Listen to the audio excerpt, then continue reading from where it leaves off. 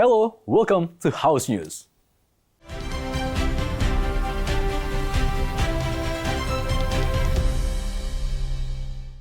Commission 11 appreciated Indonesia's 5.61% economic growth in the first quarter of the 2026.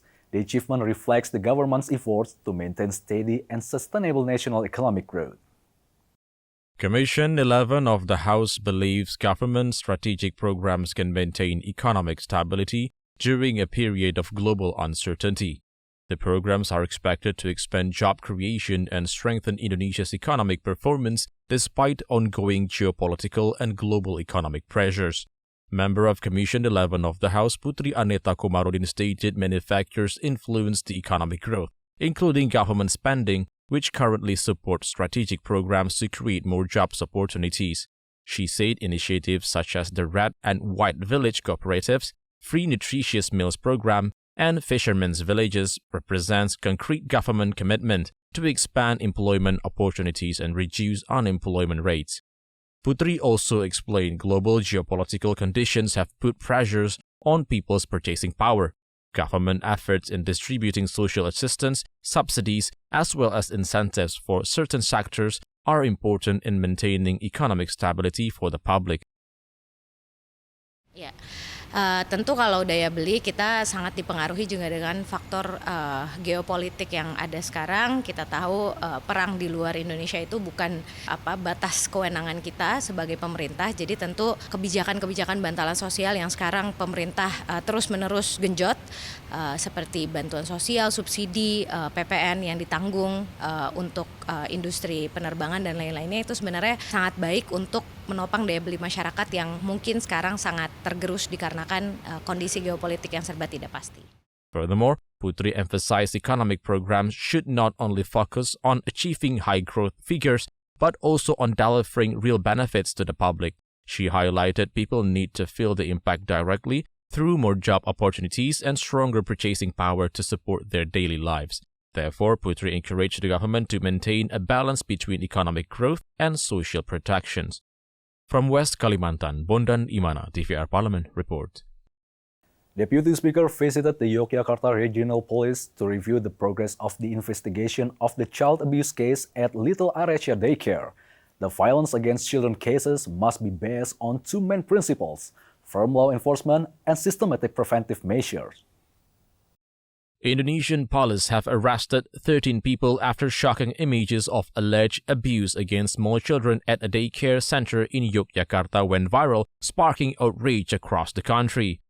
CCTV footage circulating on social media showed children, most younger than 2, lying on the floor wearing only diapers and their hands and feet bound with rags. As public concerns over the case continue to grow, Deputy Speaker for Economic and Financial Affairs Sari Yuliati visited the Yogyakarta Regional Police Office to review the progress of the investigation and reaffirm the House commitment to providing maximum protection for Indonesian children. She stated the abuse case should be an alarm for all stakeholders and also become an evaluation for the government and the House in strengthening child protection systems in Indonesia. Kami ingin memperoleh gambaran yang komprehensif dan objektif. Yang pertama dalam fungsi pengawasan terkait bagaimana kronologi dan fakta yang sebenarnya terjadi di lapangan. Yang kedua adalah bagaimana proses penanganan hukum yang telah dan sedang dilakukan oleh aparat penegak hukum, sejauh mana perlindungan, pendampingan, serta pemulihan terhadap korban telah diberikan, kendala apa saja yang dihadapi dalam proses penanganan kasus ini, serta langkah-langkah konkret yang akan diambil guna mencegah berulangnya peristiwa serupa di masa yang akan datang. On the other hand, Sari Yuliati emphasized the House is currently reviewing strategic measures to prevent violence against children with the main focus directed toward strengthening regulations and establishing a more effective supervision system. She urged stronger regulations with clear and measurable standards, especially for institutions responsible for handling children, such as daycare centers and early childhood education facilities. Additionally, improving supervision and providing proper training for managers and teaching staff would be support efforts to create a safer and more child-friendly environment. Mengkaji kemungkinan penguatan regulasi baik pembentukan undang-undang maupun revisi undang-undang yang sudah ada terkait penyelenggaraan layanan penitipan anak agar memilih standar yang lebih ketat dan terukur, mendorong peningkatan sistem pengawasan dan akreditasi terhadap lembaga penitipan anak, memastikan ketersediaan dukungan anggaran bagi program perlindungan anak dan pemulihan korban, serta membuat koordinasi lintas kementerian dan lembaga dalam upaya perlindungan anak secara komprehensif. Hal ini saya butuh masukan dari Bapak Ibu sekalian untuk mungkin akan dijadikan wacana revisi Undang-Undang Perlindungan Anak ataupun undang-undang yang baru. Kita lihat apakah undang-undang yang sekarang sudah mumpuni atau hanya perlu direvisi sedikit, atau sementara ini kita memakai Capman, keputusan Menteri dulu. The House encouraged wider participation in the policy-making process by involving law enforcement authorities, education practitioners, and the public. Such participation would allow future policies to reflect existing conditions more accurately and respond more effectively to needs and challenges in society. From Yogyakarta, Fajar and Andri, TVR Parliament report. The House warned easy access to online loans without sufficient financial literacy could expose many people, especially lower and middle-income groups, to debt risk. Therefore, they urged the government to strengthen oversight and expand financial education to protect people from trapped in a long-term cycle of debt. The issue of online loans continues to be a serious challenge for the public. Although they provide easy access to financing, particularly for micro, small, and medium enterprises, these lending services often come with significant risks. In many cases, consumers are exposed to high interest rates, debt traps, and widespread presence of illegal lending platforms. Based on data from the Task Force for Eradication of Illegal Financial Activities, or Satgas Pasti, thousands of illegal financial entities have been blocked between 2017 and the first quarter of 2026. These include illegal online lending platforms, investment schemes, and pawn shops operations. The House believes the growing use of online lending is strongly linked to the public's demands for vast and accessible financing, especially for MSMEs and farmers. In regional areas, the main competition for formal financial institutions is not traditional banks but online lending services, which are often chosen because they are easier and faster to access. Pemakai bank emok itu atau penggunanya kan langsung UMKM, Pak. Gitu, mereka mungkin petani yang butuh akses cepat, bank pasti kelamaan, solusi tercepatnya ya udah pasti pinjaman daring. Tapi mereka belum tahu yang mana yang legal, mana yang ilegal, yang mana yang benar, yang mana yang enggak. Itu memang sulit sekali, Pak.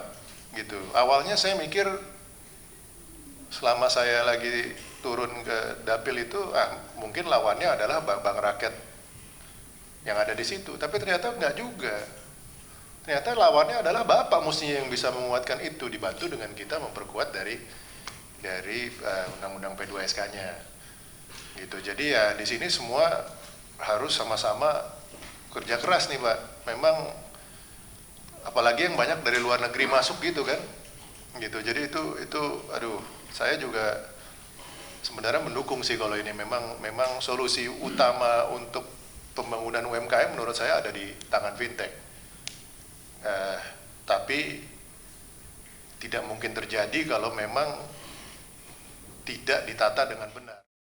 Many people who still do not have access to formal banking services because of strict requirements such as the need to have a clear financial track record are often targeted by illegal online lenders.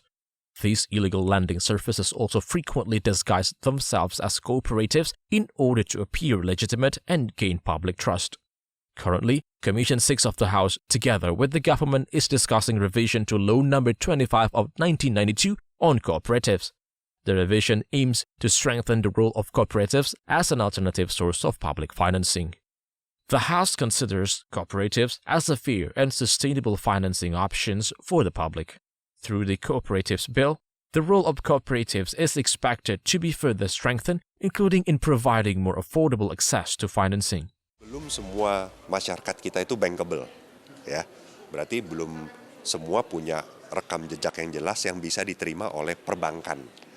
Karena syarat untuk mendapat pinjaman dari perbankan itu kan lebih ketat, ya, harus punya rekam jejak, ya, dan seringkali masyarakat terutama di tingkat menengah ke bawah itu belum layak untuk mendapatkan pinjaman dari bank. Jadi apa alternatifnya?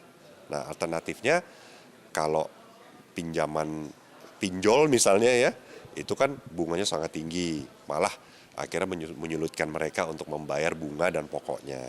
Nah, walaupun prosesnya memang sangat mudah, ya, ada trade off-nya di situ. Kami melihat salah satu sumber pembiayaan untuk masyarakat ke depan ya lewat koperasi. Nah, tetapi untuk bisa mendapatkan pinjaman dari koperasi, seharusnya masyarakat itu ke depan kan menjadi anggota atau bagian dari koperasi. Nah, ini yang perlu juga masyarakat diedukasi. Through the regulation of online lending in the Cooperatives Bill, the House hopes to strengthen control over digital financing practices, as well as to encourage the public to shift toward the cooperative system, which is viewed as more supportive of collective welfare. TVR Parliament Report. After the break, more information on National Education Day, only on House News.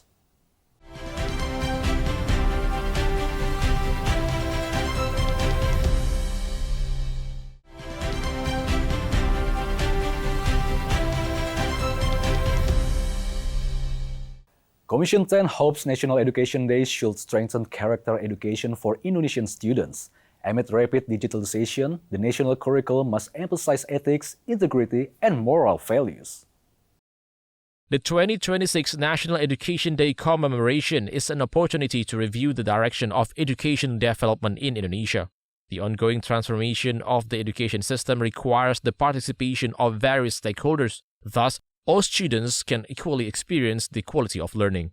Deputy Chair of Commission 10 of the House, Kurniasih Mufidayati, mentioned improving the quality of education should focus on academic aspects and also on building the character and personality of students. She stated, National Education Day provides an opportunity to reflect on achievements and conduct a comprehensive evaluation of progress.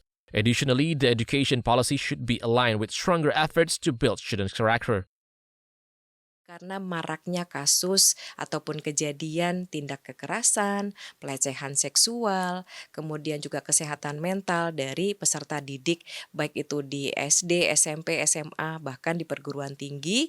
Nah, ini harus menjadi catatan evaluasi dan refleksi bagi kita semuanya. Mari kita berkolaborasi, bergandengan tangan untuk menguatkan pendidikan karakter. Dan sebenarnya hari ini sudah dimulai ya dengan adanya pendidikan karakter yang lebih dikuatkan oleh Kementerian Pendidikan Dasar dan Menengah dan juga oleh Dikti. Nah, proses transformasi ini harus diwujudkan dan roadmap-nya mesti jelas karena pendidikan karakter ini harus berlandaskan Pancasila. Commission 10 will continue to monitor the implementation of each policy to ensure it is carried out in line with its intended objective, supported by effective oversight and well-targeted budget allocation. These efforts are expected to produce a future generation that is better prepared to face the challenges of modern development. Esa and Fikrido, TVR Parliament Report. Commission 7 considers the wastewater treatment system in Nusa Dua Bali a potential national model for conserving resources in tourism destinations. The system uses technology, converting wastewater and seawater into resources for tourism needs. During a working visit to Bali, Deputy Chair of Commission 7 of the House, Evita Nursanti, highlighted the use of waste treatment technology in the Nusa Dua hotel area. The system processes wastewater into clean water that can't even reach a level suitable for use. This initiative can address key challenges in the tourism sector, especially waste management and water availability. She said the system shows waste can become a useful resource when supported by the right technology and good management. Additionally, Evita also reviewed the integrated waste management system, which plays an important role in maintaining the quality of tourism destinations. Waste management remains a major challenge for Indonesia's tourism sector and needs a more integrated and sustainable approach. Nah, ini karena Injourney mengatakan mereka punya pilot project, ya kita lihat bagaimana ini bisa kita dorong untuk dipergunakan di provinsi-provinsi lain yang memang memiliki ya laut. Kalau untuk water ininya kan supply daripada water. Tadi kan kita lihat tuh penampungan air limbah tadi itu dari air limbah dari semua hotel. Gitu. Nah, itu yang diolah dan kita lihat step by step-nya sehingga itu menjadi air bersih yang bisa diminum. Furthermore, Evita stated the development model implemented by Injourney Tourism Development Corporation Bali could be an example for other tourism destinations in Indonesia, especially island and marine tourism areas. The integrated waste management, water recycling, and desalination systems provide strategic solutions to support the long-term sustainability of Indonesia's tourism sector. Through green infrastructures, smart utilities, and circular systems, Commission 7 encourages the development at the Nusa Dua as a model for modern tourism, supporting economic growth and environmental sustainability. From Bali, Sanika Sembiring, TVR Parliament, report. And that's our house news for today. Bye!